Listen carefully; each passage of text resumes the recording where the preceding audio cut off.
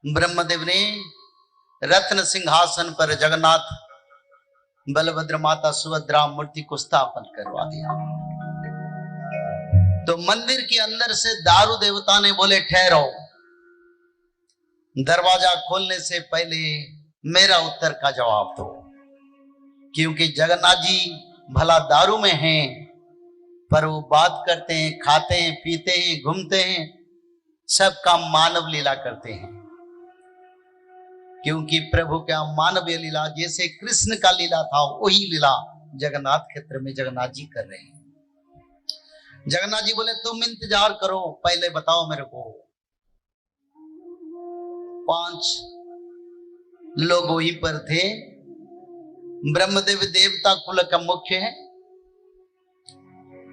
इंद्रद्युम्न राजा महाराजा का मुख्य थे, मातृ समाज का मुख्य मां गुंडीचा रानी और सावरिया संप्रदाय का तत्व का मुख्य विद्यापति। तो जगन्नाथ जी पूछे इंद्रद्युम्न तुमने तो इतना मेहनत किया, मंदिर किया, सब किया, तुम क्या चाहते हो? मेरे को वर मांगो। तो इंद्रद्युम्न बोले प्रभु मेरे को क्या वर देंगे, मैं तो आपका हूं, आपका खाता हूं, आपका पीता हूं, आपके पास रहता हूं, आपकी कृपा से संसार में हूं, और वर क्या दूंगा प्रभु मेरा? तो प्रभु बोले नहीं, मेरे को वर मांगो, इतना बड़ा कार्य किया तो कुछ वर तो मांगो। तो इंद्रद्युम्न ने बोले मेरा पहला वर आप दीजिए। तो प्रभु बोले बताओ इंद्रद्युम्न क्या तुम्हारा पहला वर है? तब इंद्रद्युम्न ने बोले प्रभु मेरे परिवार में, मेरे वंश में कोई मेरे बात नहीं रहेगा, मेरा वंश को निर्वंश करवा दो। अरे इतने बड़े वर! प्रभु बोले ऐसा क्यों वर मांगते हो? तो इंद्रद्युम्न ने बोले प्रभु ये कलियुग चल रहा है और ऐसे समय में मेरे परिवार लोग कहीं मेरे मृत्यु का बाद ना बोले ये मंदिर हमारा पूर्वजों ने किए थे, तो ये आपके मंदिर और आपकी इच्छा से हुआ है, ये कलंक मेरे परिवार को लगना नहीं चाहिए।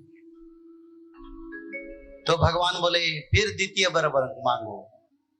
तब इंद्रद्युम्न ने बोले खाओ भंजु जगन्नाथ हाथ न सुखीब रात्र अर्ध माने तो